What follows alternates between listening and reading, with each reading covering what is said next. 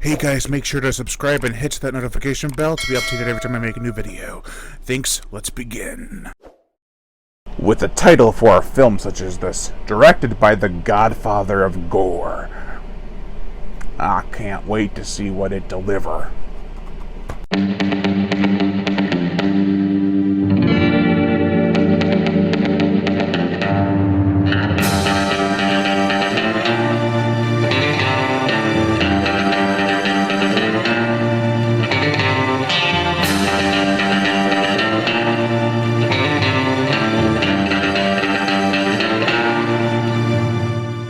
Massacre Time.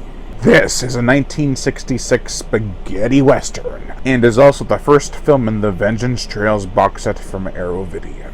It is also directed by Lucio Fulci. I usually call him Lucio. Could be Lucio. Who also directed Zombie, City of the Living Dead, and The Beyond, as well as tons of other great classics. The plot. He was sent for. A prospector comes home to find his half-drunkard sibling, a worried mother figure, and a town run by a mysterious man known only as Mr. Scott, whose son is a whip-cracking smug SOB.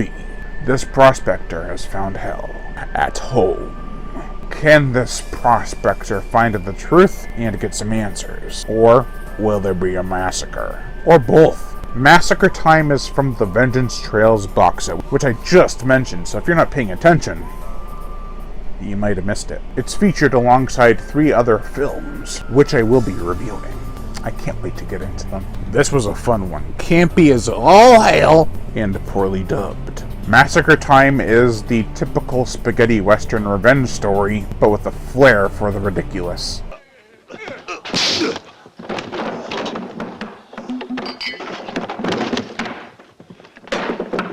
Now, don't get me wrong, this film does not get as insane as those 70s spaghetti westerns. However, it does have a handful of laugh-out-loud moments, kind of like me in a cowboy hat. Oh wait. However, I do feel audiences back then were way more wowed by this stuff than left chuckling at what they were seeing.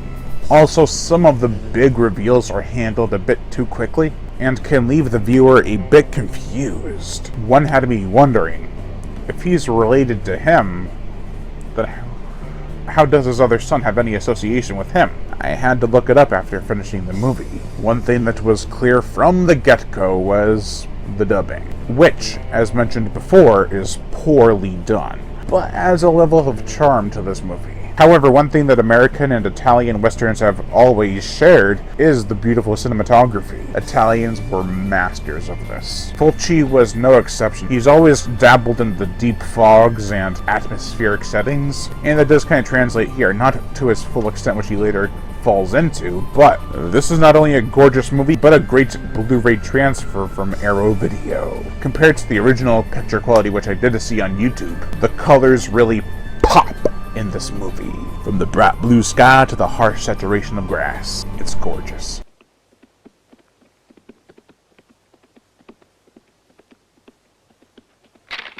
For the characters, we have Tom Corbett, played by Franco Nero, the original Django, as well as Keoma.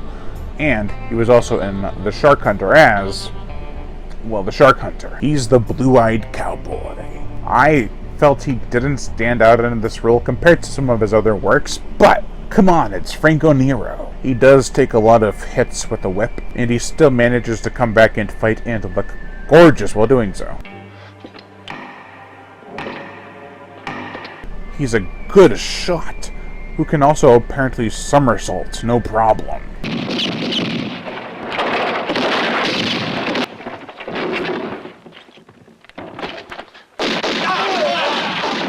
Jeff Slim Corbett, played by the late George Hilton. From Raiders of Atlantis, he was the professor. Is the drunk who, no matter how plastered, can still shoot and fight with great skill. He shoots better when he's drunk. His signature is handing off the side of a horse like seen on Discovery and shooting at the baddies. Hey, gentlemen!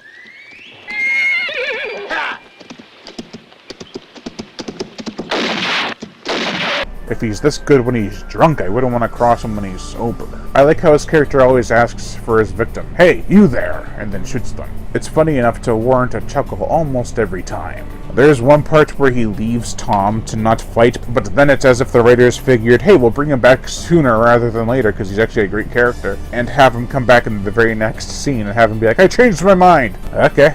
He's actually my favorite character in the movie. Jason Jr. Scott, played by the very recently late Nino Casanovano. He died recently, that's what I meant to say. He is a smug psycho. He's always got that shit-eating grin on his face. That makes you want to see him eat a bullet. He's great with the whip and even dishes it out in a scene or two. However, near the end, he has the opportunity to, but he doesn't do it. It's right there behind you on the wall!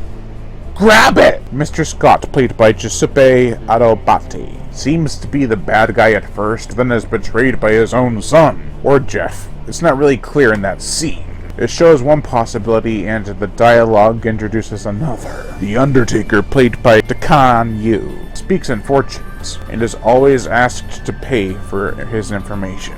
Confucius say, if you want to live a long life, try to be ignorant and know nothing. But in this town, you have to know a lot of things. 20 cents, please. Pay me now, I don't tell you shit. It's kind of hard to understand because his accent is so ridiculous. He's still a funny character as he prepares $3 coffins, and has a look of greed when he sees more incoming customers. And then there's Sanko, played by Rana Suga, who seems to be the middleman. He doesn't seem to get too involved, but he does take orders while giving them.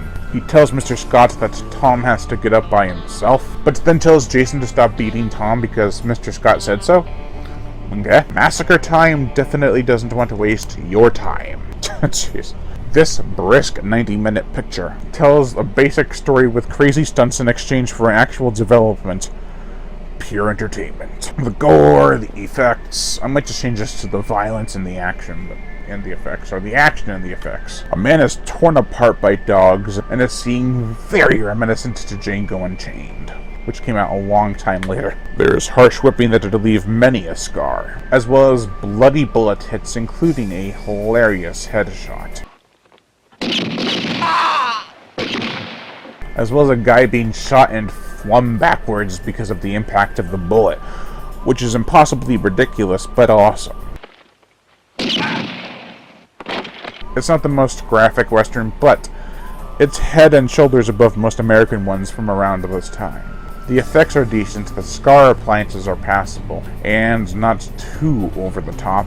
They look painful, and the color of the fake blood really adds to that. It lies somewhere between paint and red dye. I do wish the slashes didn't keep disappearing on his face, though. The camera also follows the riders on the horses, not only from far away, but right up on them. It's not a blue screen or anything, but it looks just about as silly. I appreciate the effort, though. A+. The motion picture soundtrack, Coriolano Gori not only composed the music for this movie, but sang a song for it. You'll come back home someday.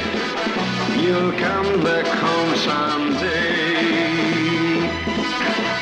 He'll come back home someday. It's a rip-roaring tune that's bombastic and assured enough to bring out the cowboy in anyone.